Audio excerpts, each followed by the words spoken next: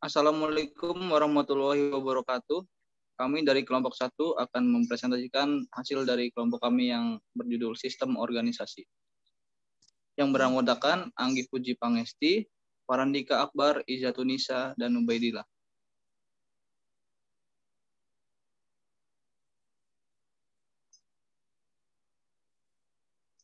Next. Pengertian struktur organisasi. Secara definisi, struktur organisasi merupakan komponen-komponen penyusun perusahaan yang memperjelas kedudukan setiap posisi, termasuk juga pembagian hak dan kewajiban atas pekerjaan di dalamnya. Dengan adanya struktur ini, pekerjaan akan berjalan lebih optimal.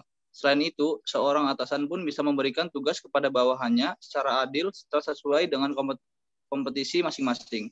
Seorang atasan pun juga memiliki tanggung jawab atas pekerjaan yang dilakukan oleh bawahannya, dan tidak lepas begitu saja ketika terjadi masalah.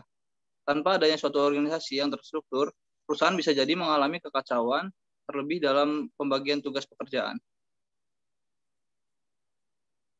Dasar-dasar struktur organisasi.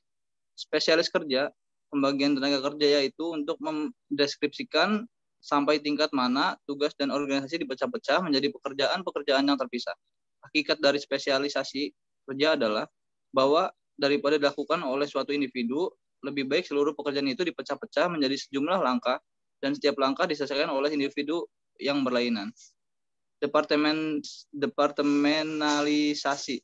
Begitu Anda membagi-bagi pekerjaan lewat spesialisasi kerja, Anda perlu mengelompokkan pekerjaan-pekerjaan ini sehingga tugas yang sama atau mirip dapat dikoordinasikan. Dasar yang dipakai dalam pengelompokan pekerjaan ini disebut departementalisasi. Dasar-dasar struktur organisasi. Rantai komando. Rantai komando merupakan garis tidak putus dan wewenang yang tertentang dari puncak organisasi ke eselon terbawah dan memperjelas siapa pelapor ke siapa. Rantai ini menjawab para karyawan seperti misalnya kepada siapakah saya harus pergi jika saya mempunyai masalah dan saya bertanggung jawab kepada siapa. Konsep rantai komando tidak dapat terbahas jika tanpa membahas terlebih dahulu dua konsep komplementer yaitu wewenang dan kesatuan komando. Wewenang mengacu kepada hak-hak yang inheren dalam posisi manajerial untuk memerintah dan mengharapkan perintah itu untuk dipatuhi. B. Kesatuan komando, yaitu seorang bawahan hanya mempunyai satu atasan pada siapa ia bertanggung jawab secara langsung. Selanjutnya akan dibacakan oleh Izatunisa.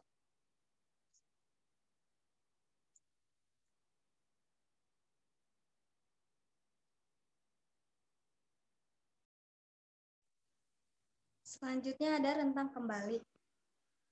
Rentang kendali ini penting untuk menentukan banyaknya tingkatan dan manajer yang harus dimiliki oleh suatu organisasi. Bila disejajarkan, makin luas atau besar rentang itu, makin efisien organisasi itu.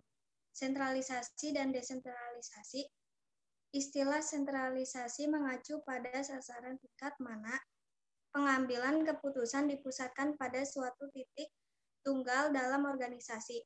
Konsep ini hanya mencakup pada wewenang formal yaitu hak-hak yang inheren pada posisi seseorang, sedangkan desentralisasi yaitu keleluasan keputusan dialihkan ke bawah, ke karyawan yang tingkatnya lebih rendah.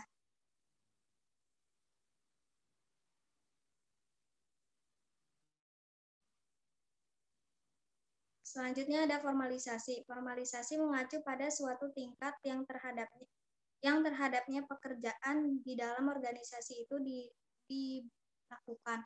Jika suatu pekerjaan sangat diformalkan, maka pelaksana pekerjaan itu mempunyai kuantitas keleluasan yang minimum mengenai apa yang harus dikerjakan, kapan harus dikerjakan, dan bagaimana seharusnya ia mengerjakan.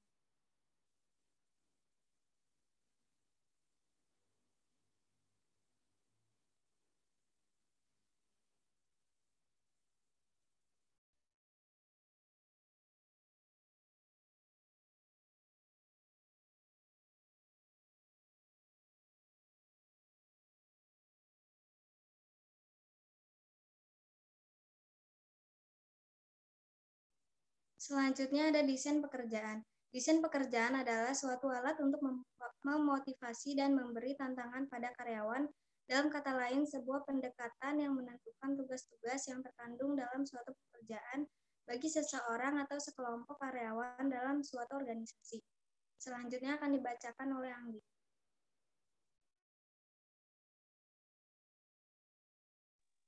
Selanjutnya, yaitu unsur-unsur desain pekerjaan, unsur organisasi, unsur lingkungan, unsur perilaku.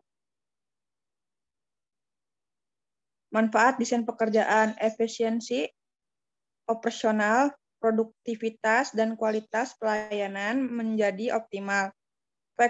Fleksibilitas dan kemampuan melaksanakan proses kerja secara horizontal, hierarki, minat, tantangan, dan presentasi menjadi optimal. Tanggung jawab tim ditetapkan sedemikian rupa sehingga bisa meningkatkan kerja sama dengan efektivitas tim, integrasi kebutuhan individu karyawan dengan kebutuhan organisasi.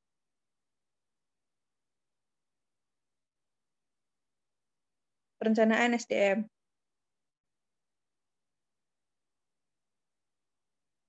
Pengertian. Perencanaan sumber daya manusia merupakan serangkaian kegiatan yang dilakukan untuk mengantisipasi permintaan bisnis dan lingkungan pada organisasi di waktu yang akan datang, dan untuk memenuhi kebutuhan tenaga kerja yang ditimbulkan oleh kondisi tersebut.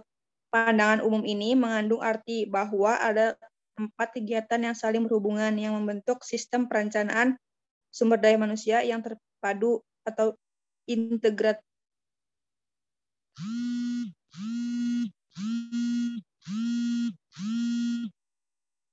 Next. Faktor-faktor yang mempengaruhi perencanaan sumber daya manusia. Faktor internal, yaitu apa yang dimiliki oleh karyawan, termasuk dalam faktor ini adalah pendidikan, keterampilan, keahlian, serta nilai tambahan. Faktor eksternal, yaitu apa yang ada di luar tenaga kerja yang dapat menjadi stimulus bagi tenaga kerja. Nah, dalam hal ini pemerintahan dan pengusaha akan memiliki peran yang sangat penting. Selanjutnya akan dibacakan oleh Mubaik. Manfaat perencanaan SDM. Meningkatkan efektivitas dan efisiensi pendayagunaan SDM. Meningkatkan penghematan biaya, memastikan kebutuhan SDM yang kompeten, mendorong terbangunnya sistem informasi SDM yang akurat, meningkatkan koordinasi antar SDM, menciptakan suasana kebersamaan. Next.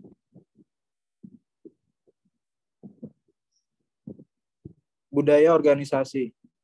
Pengertian. Pengertian budaya organisasi adalah suatu karakteristik yang ada pada sebuah organisasi dan menjadi pedoman organisasi tersebut, sehingga membedakannya dengan organisasi lainnya.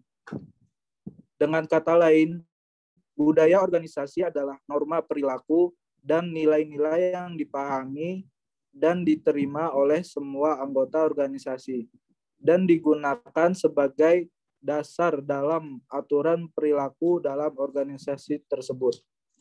Fungsi. 1. Menambahkan rasa kepemilikan dan kenaikan loyalitas karyawan dalam perusahaan. 2.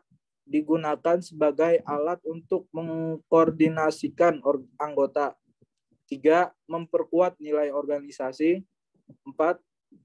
Sebagai mekanisme untuk mengkontrol perilaku di dalam lingkungan kerja. 5. Mendorong semua struktur untuk meningkatkan kinerja baik itu untuk jangka pendek atau jangka panjang. 6.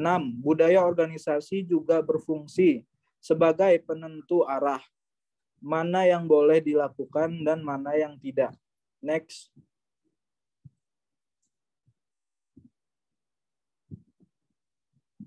Jenis atau tipe budaya organisasi. 1. Open and participant culture. Budaya organisasi ini ditandai dengan pencapaian tujuan output yang tinggi dengan didukung adanya rasa percaya dan bawahannya. Komunikasi yang terbuka, kepemimpinan yang suportif dan penuh perhatian.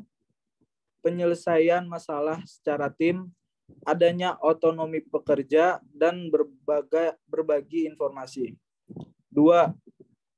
Close and attractive culture. Budaya organisasi ini ditandai dengan pencapaian tujuan output yang tinggi. Namun, pencapaian tersebut mungkin lebih dinyatakan dan dipaksakan organisasi dengan pemimpin yang autokrasi dan kuat. Next.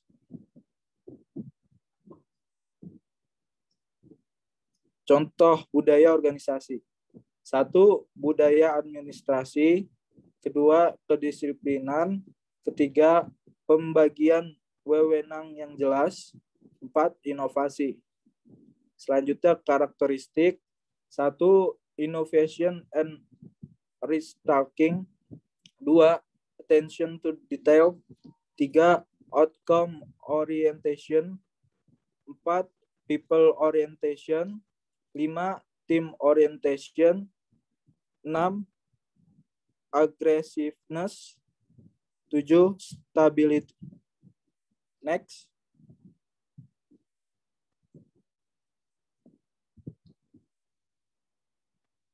Sekian dari kelompok kami. Kurang lebihnya mohon maaf. Assalamualaikum warahmatullahi wabarakatuh. Waalaikumsalam.